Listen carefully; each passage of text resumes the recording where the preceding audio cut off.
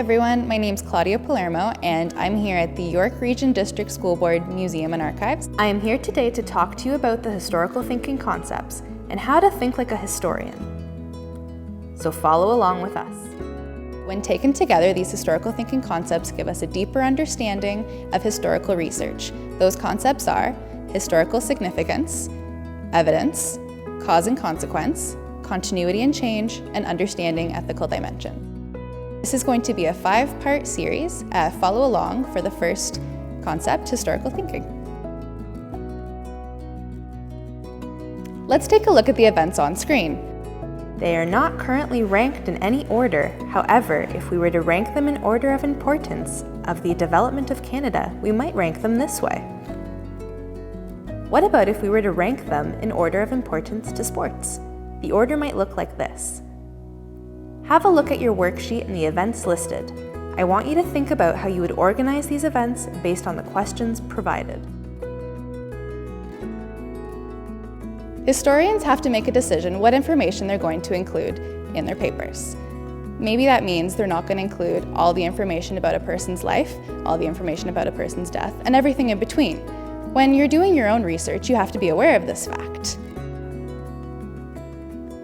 Historians are well aware of the fact that they carry their personal biases in all of their work, and we can demonstrate this using the simple example of chocolate bars. How would you rank the different types of chocolate?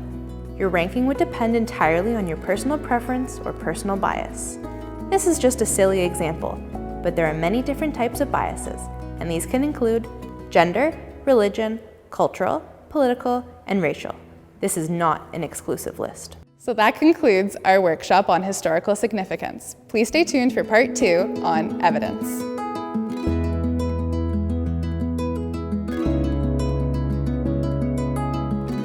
Hi everyone, and welcome back to part 2 of the series. We're going to be looking at the topic of evidence. Let's begin with an activity. Have a look at this picture from the Museum and Archives collection. Let's look at the image and work together to figure out what is happening using the 5 W's.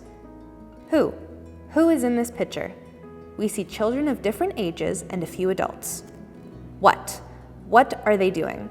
They are posing for a photograph. Where? Where are they? They are outdoors in a fenced area. When? When is this taken? Based off of the clothing they are wearing, it does not appear to be the modern day. It also appears to be the warmer months because they are not wearing coats and there are leaves on the trees. How? How are they positioned? Some of the younger students are sitting, while some of the older students appear to be standing at the back. Why? Well, this is the big question. What does the picture remind you of? For me, it resembles picture day at my school. But the only way we would know for sure if I was correct is to do a little extra research ourselves. So let's look back on this picture now. Can we trust the evidence that we have been given? We ask ourselves questions such as, is it relevant? Is it trustworthy? And is the interpretation reliable? Looking back at this picture now, we see that the individuals are dressed in the appropriate attire for the 1900s. We see the wagon wheel, which would also conform to the 1900 standard.